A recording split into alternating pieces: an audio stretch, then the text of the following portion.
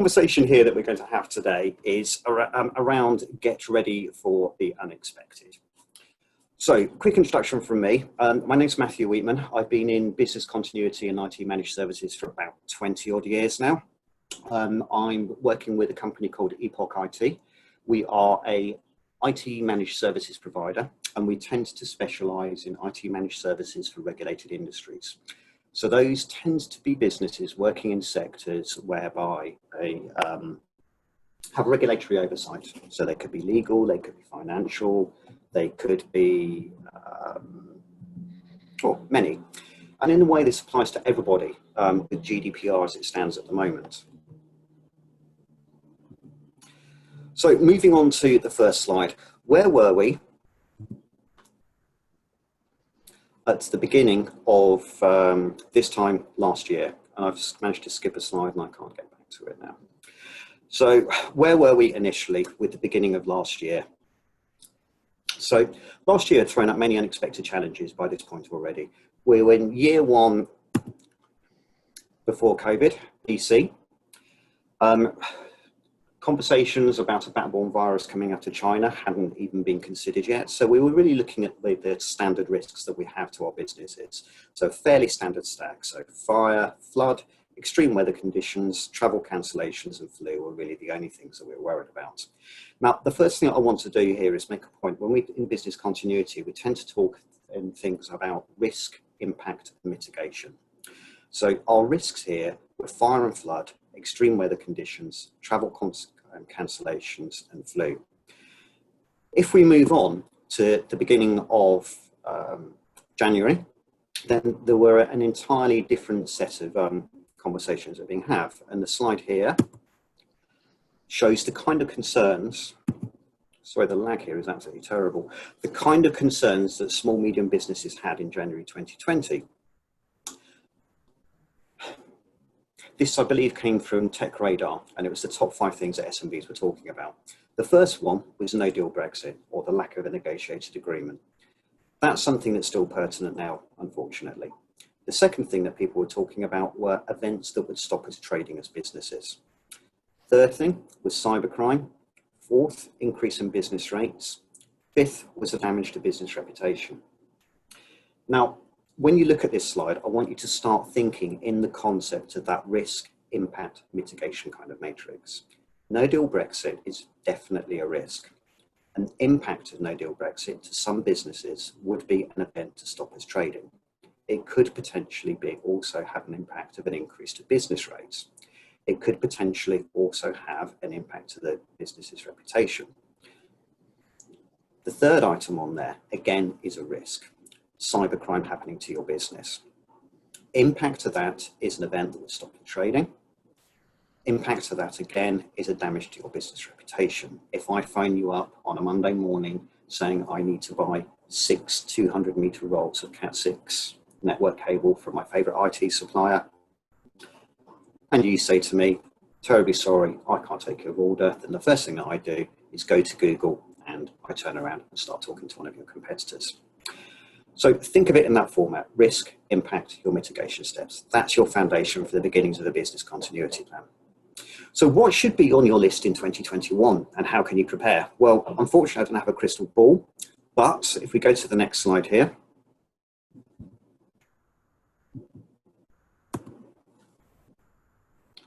then we get a list out of the major matrices. Sonny, are you controlling this at the moment? Because thanks. Marvellous. So we're still having technical issues by the looks of it. It seems like Zoom doesn't want to wake up this morning, so apologies to everyone, but we'll try and get through it. I'll tell you what, Sonny, I'll just say next slide when I need it, okay? Yeah. We'll go old school on this one, okay? Right, so really you've got 3 main pillars of the threats to your business. And they come down to 3 main pillars, as I said. The first one is physical. These are risks that you can really easily identify.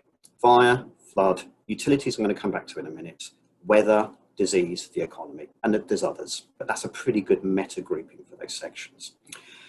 The reason I said I'd come back to utilities is here's another takeaway for you on this call. When you think of utilities, traditionally you'll think about the electricity coming into the office or where you're working. You'll traditionally think about the telecommunications line, the bit that carries your internet traffic, your telephones, etc. Please don't. Please add water onto that list of utilities that you can consider.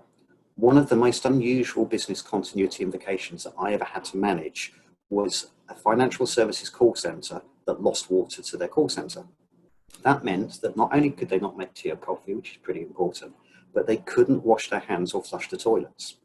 4 hours of no water, they went into full business continuity mode. They had buses outside the building, driving the people down the road to the centre in Wales. They were livening up emergency telephone lines. They were redirecting calls, etc. You cannot have your office running without flushing toilets. These are the kind of things that you need to consider when you start to sit there and go, risk, loss of utilities. Okay, what utilities do we have? We have electricity, we have power, we've got water. What's the impact of lack of water? That's the frame you need to start working inside. The next tier is internal bad actors. Now, when we talk about actors on a cybersecurity level, what we're really talking about is physical people doing things. Your internal bad actors are your employees and what they can get up to. You've got a risk of disgruntled employees. We've all heard of it. We've heard of people accidentally on purpose deleting data. Grumpy Bob in sales is about to get a new job, so he takes an entire list of the client base with their spend and their contact details with him, etc. Opportunity theft is a major one over the last 5 years. I've actually had to fire somebody for this. Old IT hardware left in the corner of the office, people get tempted to take it away. It's an old phone, the kids would like to play with it, etc.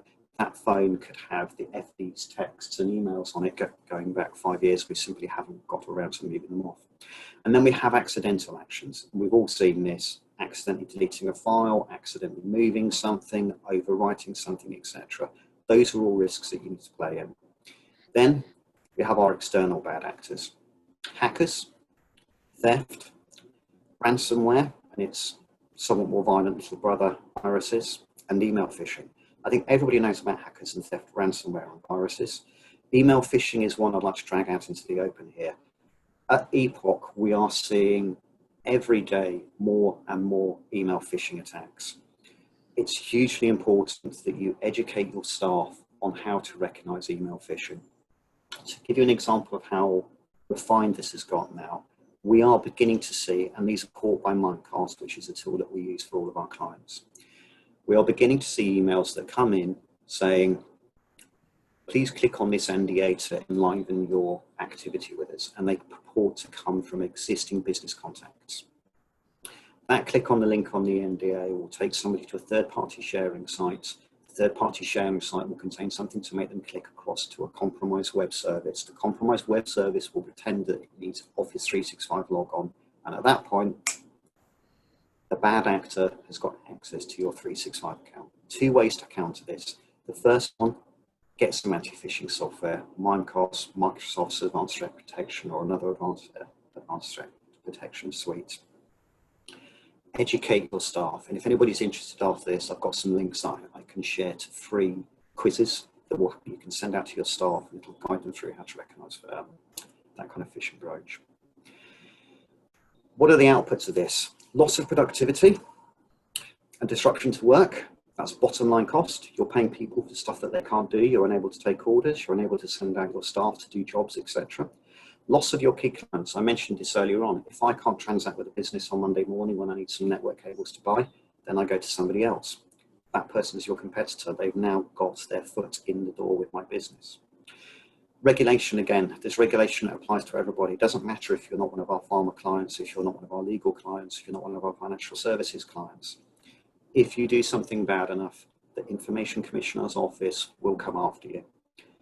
Total fine that they're entitled to levy is 20% of your global revenue, and they are starting to turn their attention to smaller businesses.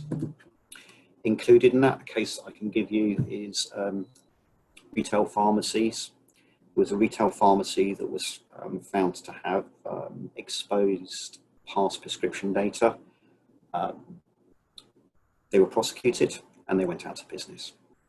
GDPR is hugely important. Then you have legal expenses due to loss of client data. We've all been there. It caused me damage to my business, etc. I want some money back. Fortunately, I've only been on the other side. And then you have loss of reputation. If you end up with egg in your face over something this simple, it's a very hard situation to ever crawl out of. Sonia, can you take us to the next slide, please? Yeah. I think you might give you control, but I'll have a crack at it. There we go. Marvellous. Okay, so you'd think that given this level of maturity and these kind of impacts of these events, every SMB would have this on their radar. Well, the simple fact is that they don't. And almost a fifth feel that they're not adequately prepared to address or prevent unexpected downtime. So that's the thought of, I don't know where to start. They feel that they don't have time to research preventative solution, which is understandable. But I think this comes from this third element on this slide. 38% of SMBs don't know how much an hour of downtime costs a company. And this is actually something really easy to work out. How much are you paying in staff costs every hour? So how much is your investment that you're not getting a return on investment for? How much do you invoice every month? And you can track that back to how much you don't do, etc. Really simple to do. And at Epoq, we've got a very, very simple calculator that will give you a rough heads up on what that cost is. So if anybody wants that calculator, let me know, we'll provide it. The point is that this can cost absolutely thousands of pounds. And I'm going to pull out some statistics now for you to give you an idea of that. The average cost of unlocking a machine from a ransomware attack is $5,900 US. The average cost impact of a day's downtime to a small to medium business and enterprise company is $141,000. Okay, that includes enterprise as well, but that gives you an idea of the scope. And really concerningly, for me, the most terrifying statistic is of managed service providers, that's companies like Epoq, these are people who are entrusted to keep people's IT up and running. 82% of managed service providers have seen an attempt at ransomware attack in the last year. Bear in mind, we're the people with the tools that are designed to keep these things out, and we as an industry are still seeing that 4/5 of us see a potential nasty breach every year. This is something that you can't stick your head in the sand and ignore. You really need to go back, look at the risks to your business, work out the risks, work out the impacts of those risks, and start building a mitigation plan. So when you've got that plan, Sonny, can I have the next slide, please? Yeah, certainly. The next step is you've got a plan. Is that good enough? Well, a simple answer to that is 95% of organizations have a disaster recovery plan. Now, disaster recovery isn't quite business continuity. Disaster recovery is more kind of tiered around bringing back the data. But 95% of organizations claim to have a plan. That's fantastic. 25% of them then admit they've never tested the plan. And 40% have only tested the plan every couple of years. I can tell you now that every single invocation I have ever been involved with of a disaster recovery plan that has been troublesome and painful has been because the plan has not been rehearsed. It's not difficult to rehearse your plan. You can do something fairly simple like a tabletop exercise where you sit there and say, let's run through the steps with a couple of stakeholders. For IT systems, you could set a diary reminder every 6 months to say, okay, let's recover the data from this server just to make sure that we can view it. You could turn around and say, let's recover the mailbox for this user just to make sure that you can do it. These things expose gaps in your plan. And one of the biggest gaps that I tend to see regularly is how are you going to notify people if the office is closed? How are you going to tell people to go into that DR mode? There's tools out there to do it, but until you've considered how you're going to tell people, it's not something you tend to think about. So theoretically, I now have control. Let's see if I can move on to the next screen. As if by magic. Right.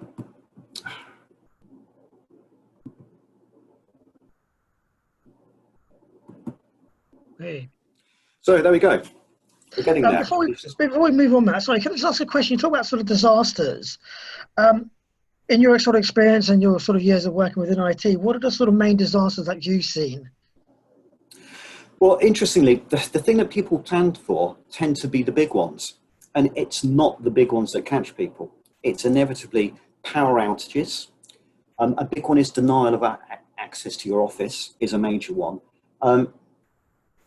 The really big one is the inability to transact business in a way that you'd normally expect. So, for example, I was working for a multinational at one point when we had that Icelandic volcano explode. that had huge implications and probably drove them to adopt video conferencing. So really, the major ones are probably something impacting your ability to transact business from your usual workplace. And the secondary one is a denial of access to something that provides a business service. So IT systems going out, hardware failing, etc. Does that answer the question, Sonny? Yeah, thanks very much. Cheers. Okay, so we're in a new world now. We've all had to change because of COVID. So the big question is what we're doing actually more resilient than where we were before? And the simple answer to that is, could be. Depends how you're doing it. The important thing to think about when you look at this is business is really three things. It's a set of processes to derive an outcome. The secondary, and Claudia's just come back with an air conditioning thing, that is a major one. I'm going to come to that in a minute, Claudia. That's a fantastic example. The second part of it is you have your business processes, then you have the people discharged with or who are responsible for carrying out those processes, and then you have the technology layer underneath. You have now got the tools through the way we've been forced to go through responding to COVID to be able to build yourselves a more resilient businesses. You've got the tools for remote working, which is fantastic. And I'm having conversations with FDs nowadays who are telling me that they're now beginning to look at the office car park and the spaces they pay for and work out a saving they can make from having people only in the office 3 days a week and working from home the remainder. You have video conferencing, massive uptake. You have remote collaboration through tools like SharePoint, etc. So I no longer need to be in an office with, for example, Chris, our head of projects. We can sit there and work on a spreadsheet with him sat at home and me sat 40 miles away.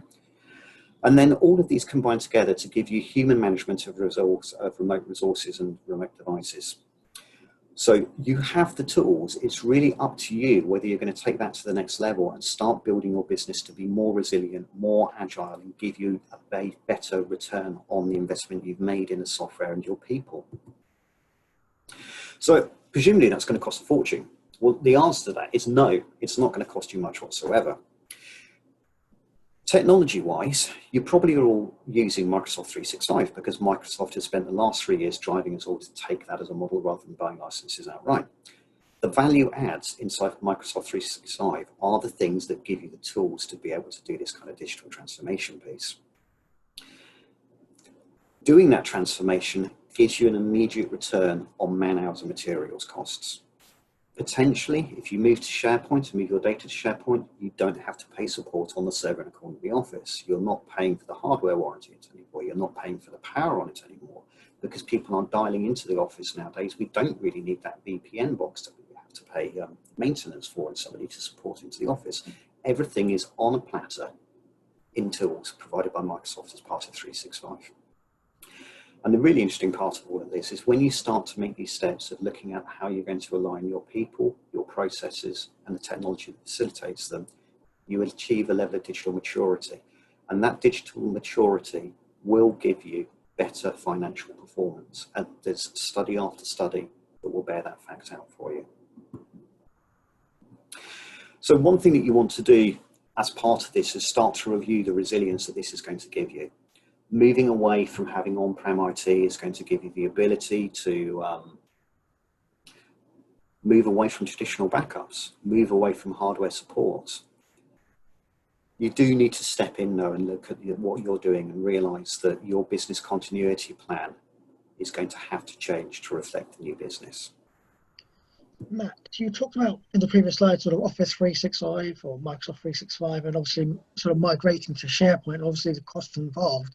I mean, what are the sort of costs involved in, say, an average, I guess you call it a migration to SharePoint? And I don't know whether you'll touch on this later, but in terms of Microsoft 365, I guess there's quite a lot of levels. I mean, it's quite confusing. Could you sort of expand on that a bit more? Yeah, Microsoft haven't made anybody's life easy by changing from Office 365 to Microsoft 365. But as regards to Microsoft 365, the easiest way that you can look at this is that there's really three standards that most people are going to be concerned with. They have what they call Business Basic. Business Basic is essentially getting Microsoft 365 email and access to some of the online bits like SharePoint, Teams, and access to OneDrive. Epoq leveraged 365 Basic rather unexpectedly at the beginning of COVID, when a number of our clients began to furlough staff. What the clients wanted to do was maintain the mailboxes and maintain data for those clients or those staff, but they didn't want to have the spend for supporting them. So we were able to migrate their usual 365 down to Basics and give the client cost saving from that. The next level up is Business Standard. Business Standard gives you those online elements, but also gives you a license to use Outlook, Word, Excel, PowerPoint. I think it gives you access from Publisher as well. I'm not 100% sure on that. I should be, shouldn't I? So that's the one that most people have. So you've probably, as a business, bought 365 Business Standard to get the email aspect and get the applications. But if you're not using OneDrive, you're not using your free bits of SharePoint, and you're not using Teams, then you're not getting the maximum from the value.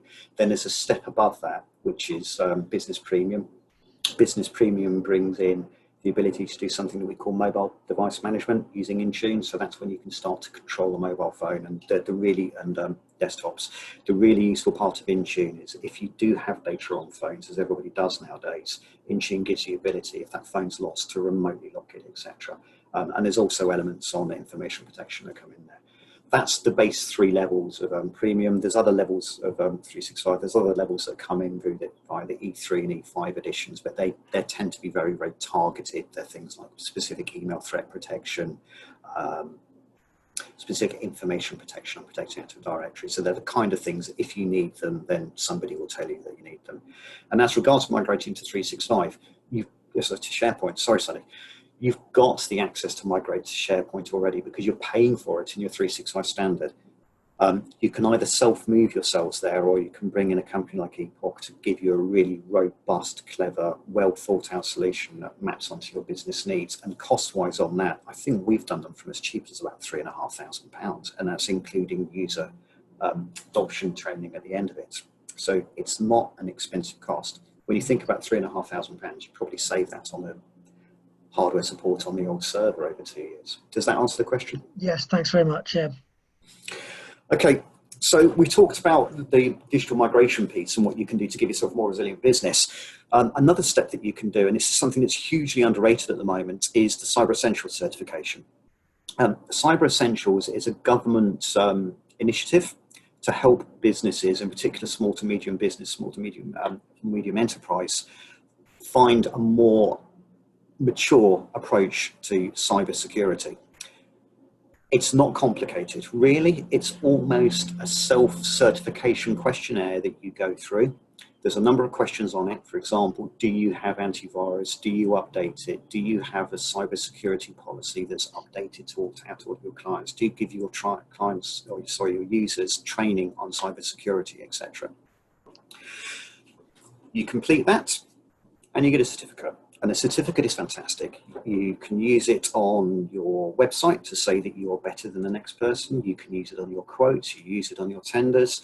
It's something that establishes your value as a business. The cost of doing this is peanuts. It's about £500 if you do it via Epoq. I think most people are the same kind of level. And as an added bonus, you get cyber insurance bundled in for free from AXA. I think it's £25,000 worth of cyber insurance cover. So £500 for a piece of advertising that you can use for a checklist on your internal cyber security levels. As far as I can see, that is an absolute no-brainer. Something well worth investigating. So we talked about 365. A bit of a recap slide here. The main benefits that you're going to get from this is that the staff don't have to use on-premise hardware by moving to 365 anymore. They gain the flexibility of working from home. I've been working from home for the last 6 months. I don't think I've been to the office in 6 months. At Epoq, we've turned the office over to the technical team so that they can socially distance in the office and still work as a group. That flexibility comes from Office. Video conferencing. Teams is a lot more powerful than most people give it credit for. People probably aren't aware that Microsoft Teams can make telephone numbers with telephone calls with add-ons. It can receive inbound telephone calls. You can embed it in your website. So when you get one of those pop-ups that says, hello, can we help you, etc., that can go through to your users internally. And these things give you massive time savings, absolutely massive time savings. And time savings always mean cost savings. So going further into SharePoint, I thought it's worthwhile to give you a bit of a a story and tell you the kind of things that we've done. One of our clients at the beginning of COVID, they suddenly realized that they had staff who are now home working, they had people who are out on the road, etc. And these guys had to dial in via a VPN to access servers on-prem to get hold of information that they needed to do their work. And it was clunky. Everybody can deal with VPNs when it's something that you do on a Friday afternoon when you work from home. When you're desperately trying to get stuff done to a deadline, dealing with a VPN is just not fun, nor is dragging your way around a traditional file storage system that was probably designed by somebody who left the company and is designed that way because it's been designed that way. What we were able to do with them is go through and redesign their storage when we moved across to SharePoint for them. So we were able to bake in information security. So for example, somebody like me who has a commercial role, I do not need to see or be confused by employee appraisal reports done by the operations department. So it's quite simply, I log on, system recognizes me as commercial, gives me access to the areas that I need to have. Bethany from our help desk team, she logs on, she doesn't need to see all of the proposals I do and all of my documentation. She sees the areas that she needs, and it's well thought out. You also gain the ability there to be able to share links or share folders with external agencies, and that's exactly what this client did. So rather than emailing somebody a spreadsheet to say, can you fill in this information for me, they were able to email a link to a spreadsheet on their system to a dedicated user who could then go through and work collaboratively with the team. At the end of the month, we can produce a report that shows that everything that's shared externally, so they get a security checkpoint. The whole system was easier to use, both operationally, from a data use level, and it gave them the ability to actually work collaboratively with their end users. So that's a bit of kind of the story about the kind of thing that we can do inside SharePoint. So at the end of this marvelous blue sky journey, you've implemented Office 365. You've got your Teams working, Microsoft Teams working, you're doing a video conferencing, your emails in 365, so you're not worrying about mail servers anymore. People are collaboratively working. You're using SharePoint, so there's my favorite phrase, there's a single source of truth for the entire company. Everybody's singing from the same hymn sheet. Everybody's able to collaborate on documents. When you're working on that really big proposal, there's one document you're working on, the master proposal document. You can turn around and share a link over to the guy in ops and go, does this make sense? Am I over-promising, etc.? Everybody's working together. You brought in Microsoft, you brought in Cyber Essentials, so you've got a lovely certificate to say that you do this stuff really, really, really well, and you're confident that you do because you know you get through the certification every year. Now you can start to look for digital efficiencies. And there's so much in 365 that you can use to give you those efficiencies. Power BI is a massive thing inside Epoq. At any point, any of our staff can sit there and look at what's going on with one of the clients we manage. I can see how many tickets they've raised. I can see whether we are an SLA to resolve those tickets. I can see how many machines they have powered on. I can see how many machines haven't been powered on in the last 4 or 5 months, etc. I can see which machines are over 3 years old, and potentially we should have a chat with the clients and say you might want to think about replacing those. It gives a massive business value because it means that the client doesn't have to replace everything every year. I can turn around, I can see how busy Mimecast has been to see what's been rejected, etc. I can see trends, and you can do this in your business. We have one client that has about 100 staff. They use a combination of Power BI and they also use Microsoft Dynamics to give themselves an enterprise resourcing package. The total cost to them for those solutions is about £1,000 a month. I have worked in companies with 90 staff who have used Oracle or SAP to give them the same level of functionality, and the spend on that would be about £4,500 a month. Ridiculously cheap for what they're getting out of it. You can start to replace manual processes. So blue sky idea, you could have emails that come into your account mailbox, which are automatically tracked, automatically filed, and a task is automatically created in somebody's Microsoft 365 task list. That kind of level of automation, nothing will ever fall through the gaps again. All of this will give you efficiency boosts that your business needs to get ahead. And it will also help you understand what's happening in your business, and you can start that marvelous Six Sigma kind of Kaizen circle of iterative improvements. This part of the process isn't working, maybe we should change it. And that is what gives you business value. So what can you get from all of this? Well, Epoq will offer anybody a IT workshop. The reason we do this is we have a number of staff who are consultants will happily set up a one-to-one phone call or a one-to-many phone call if you want to do that. They'll go through, listen to your business, understand what your business drivers are, understand what your challenges are, and they will come through and give you a listing of low-hanging fruit, things that you can do immediately at limited cost, etc., to find you a better way forwards. And they'll give you a bit of an action plan to tell you what you maybe should be concentrating on in the future and what kind of benefits you can get from. The reason we do this is we're relatively confident when we have these conversations with you, if you don't want to work with us, then you will refer us on to somebody else who may be able to benefit from that. So please take up on that. It's not me, it's not a salesperson that does these, it's one of our consultants. There's also a free business continuity ebook that's been put together by our team. The input on this came from Chris, who's our head of projects. He's Prince 2 certified. He looked at these things from very much a process level. It's also come through from Drew, he's our head of innovation. They work together, they produce these kind of things. Epoq's ethos is to educate people rather than to sell to them. So this document isn't why you should use ours, it's a list of things that you can do to give you a better business going forwards. There's a link there on there. I really suggest you download that. It's incredibly worthwhile. And I'm having trouble getting to the next slide. Wonderful. Right, let's see if I can do it. There we go.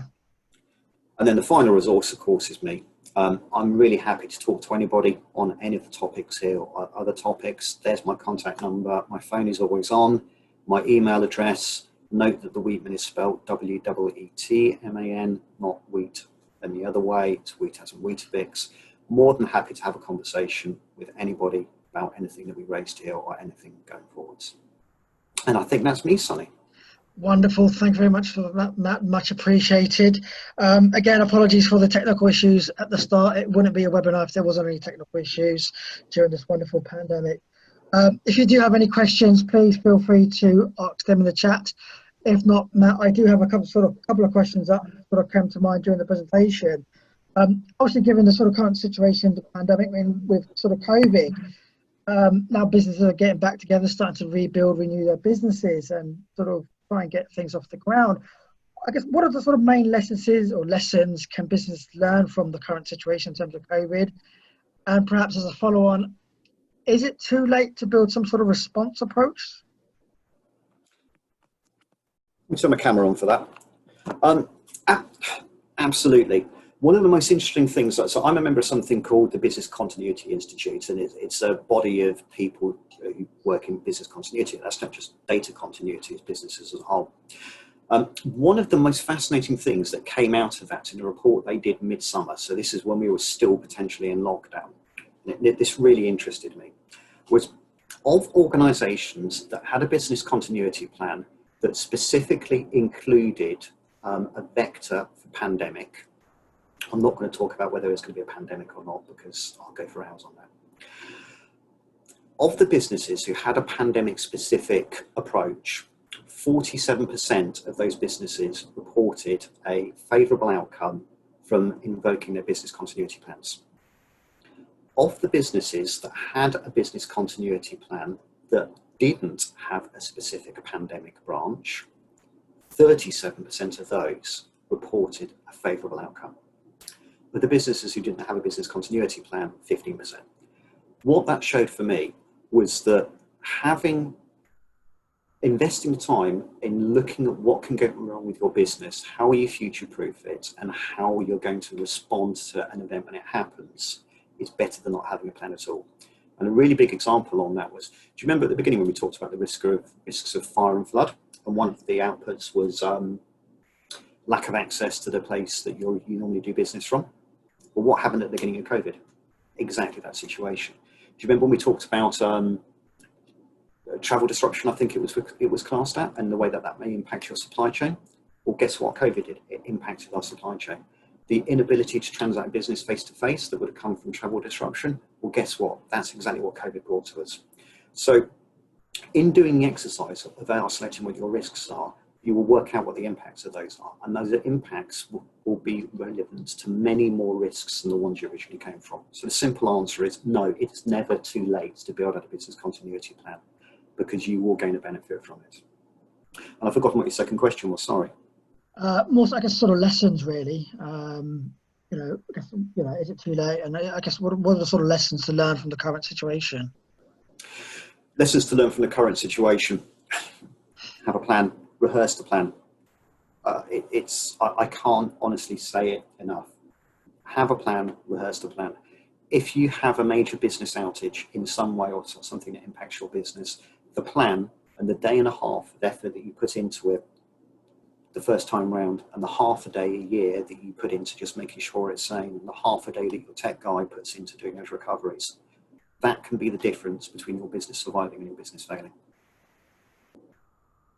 Well, I guess, again, sort of another follow-on perhaps, really. I mean, are there any sort of pitfalls in sort of building a plan?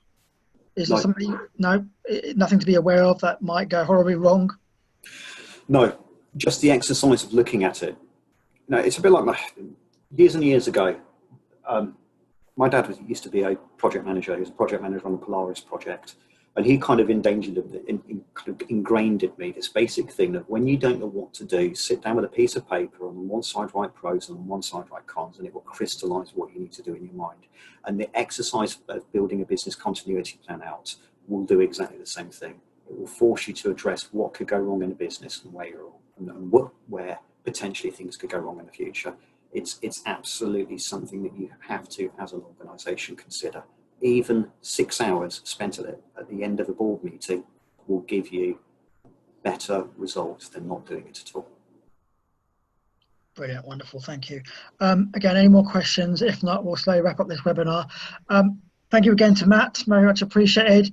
We got through the technical issues at the start. For those that did miss it, the webinar will be uploaded to our YouTube channel and our website by tomorrow morning, so you can head there at your leisure. Moving on, upcoming webinars and networking events. So if we sort of, for those who've missed or keen to get involved in a lot more webinars or events, 1st of October, 2 p.m, we've got a similar topic. We're talking about managing, detecting and responding to cybersecurity in the midst of uncertainty. That's the A and O IT group. For those members that enjoy a bit of general networking, on the 6th of October, we've got a member networking event. On the 14th of October, what I'm certainly looking forward to, we've teamed up with Paralympian Aaron Phipps, who's incidentally decided to climb Mount Kilimanjaro using a specially adapted off-road wheelchair. Topic is blood, sweat and wheelchairs. That should be quite an interesting webinar for everyone to tune into. Another networking event on the 15th of October for those businesses that are based within Buckinghamshire and East Berkshire. We've got a dedicated networking event just for you. And then towards the end of the month, we've got a webinar with Haters 2, talking about where you might get involved in the project and what you need to do next if you are interested. And then last but not least, as we're moving towards the end of the transition period, people and Thames Valley businesses are looking for help and support and advice and plan for the future. If you do need help, support and guidance in any aspect of international trade, we have created a transition hub to help guide you and provide you with the most up-to-date recent information to help you get your business out the other end. Please get in touch. Details are on our website. Alternatively, contact your account manager if you have any questions. That ends it for today. Again, big thank you for Matthew. Thank you for all those that attended. Again, the webinar will be uploaded to our website and the YouTube channel.